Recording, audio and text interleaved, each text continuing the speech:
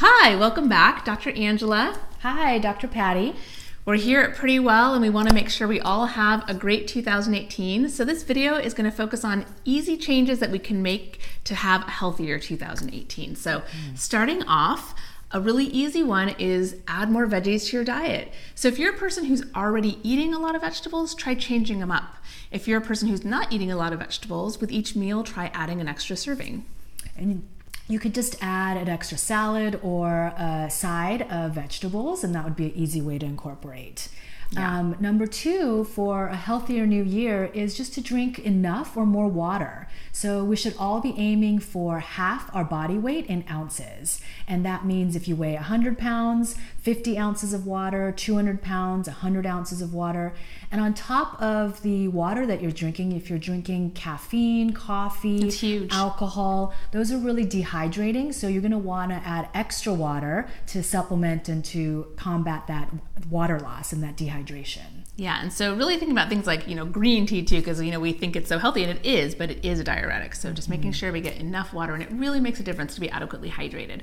So we want to make sure we get veggies in, and we want to hydrate. We want to also make sure that we're eating really healthy food. And so at home, taking out anything that's unhealthy, removing unhealthy foods from the house, and then stocking your cupboards and your fridge with things that are super healthy and fun to eat. So things like refined sugars and things that come in a bag or a box, processed foods. Those snacks are so easy to reach for if they're there. But if they're not, and you've got great baby carrots and hummus and pestos and, lots of other healthy snacks like nuts, if you're hungry, it's going to be much easier to reach for the healthier versions. I know for me, if the unhealthy version is there, my willpower is not so great, and I might just reach for that thing that doesn't serve me so well. Exactly. And along those lines, we also want to be very mindful when we're eating. Mindful eating is very important. Our digestive system is meant to be functioning when we're in a nice, quiet, peaceful state. We don't want to be digesting food when we're thinking about stressful things or distracted. Our body doesn't want to do those two things at the same time. So in this day and age, we tend to eat on the run or be distracted with our TVs and music and books and magazines and our phones. Everyone is always on their phones. I see this in restaurants all the time. Yep. And even at home, I see my dad sometimes doing that just on his phone. Sorry, Dad. Yeah. So just really being mindful and present when you're eating and really chewing your food. Our digestion actually starts in our mouth. So chewing food thoroughly and really enjoying our food. So that's another great tip. Yes, and so in addition to thinking about what we're doing internally, what we're taking in, we want to think about what we're doing with our bodies. And so a lot of us, have jobs where we're sitting all day long, so we really want to incorporate regular daily movement. If you can have a regular daily exercise routine, that's fantastic. But if you can't muster up daily exercise, at least daily movement in, stretch breaks every 90 minutes or so, take a little walk around the block, wiggle out, just as much as you can, be mindful. Wiggle out? What is that? Just move, shake. But just, paying attention to our bodies, because I think we have a tendency to really ignore our bodies, and, we're up in our heads all day long. And so just paying attention to our great bodies. And some tools that can be helpful are things like your Fitbit or pedometers, your Apple Watch, or even if you have an iPhone or an Android, I think it can track your steps. Yes, to give you a baseline of what's actually going on. Absolutely. I regularly wear a Fitbit, and sometimes it's really depressing to see how few steps I have. And so instead of being hard on yourselves or hard on ourselves, it's good to see what happens in a day. And if you notice, hey, this not many steps today, just aim for a little bit more the next day or the next week, and just keep trying to do better. In addition to movement, I think we want to talk about having some quiet time during the day. So we just have so much noise in our lives in terms of emotional noise, actual noise, and just all the chatter in our minds. It's really important to take a few minutes out of your day to be quiet and still. And that can mean just sitting in nature for a few minutes, just for 2 minutes, 3 minutes, 10 minutes if you can. It can mean going for a quiet walk.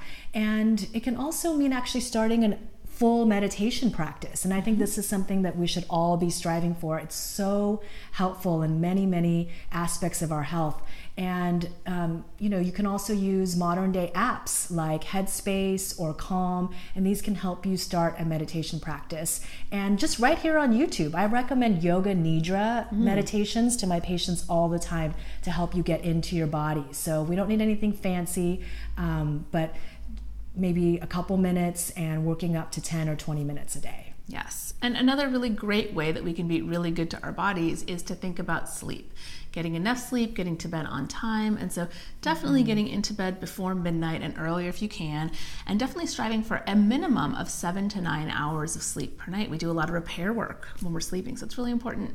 Yeah, absolutely. And I just want to make a little comment too, that when I tell patients that we should be aiming for 7 to 9 hours or 8 or 9 hours, people are just completely appalled. I noticed the same thing. Yeah, as if I'm asking them to sleep 12 hours. I had a patient say just in shock, I need like 8 hours of sleep. And I said, yeah, that's a normal amount. It's very normal. We shouldn't be in shock that we actually need regular sleep. So, we live in a culture that sort of rewards not sleeping a lot and working a lot and being workaholics. So and it's very detrimental to our health. Absolutely. So it's really important to sleep. So 7 to 9 hours is not a lot to ask of our bodies.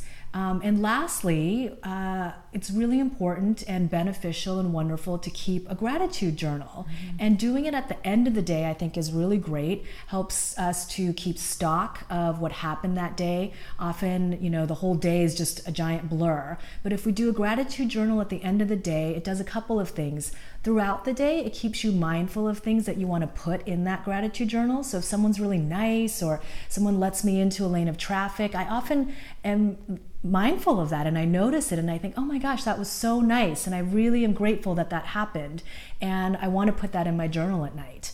And also doing it at night helps us just be more present throughout our day, ending the day on a really positive note and not being so focused on all the stress and what's to come the next day. Or worrying, exactly. And worrying. And then it's going to help us with the sleep that Dr. Angela mentioned.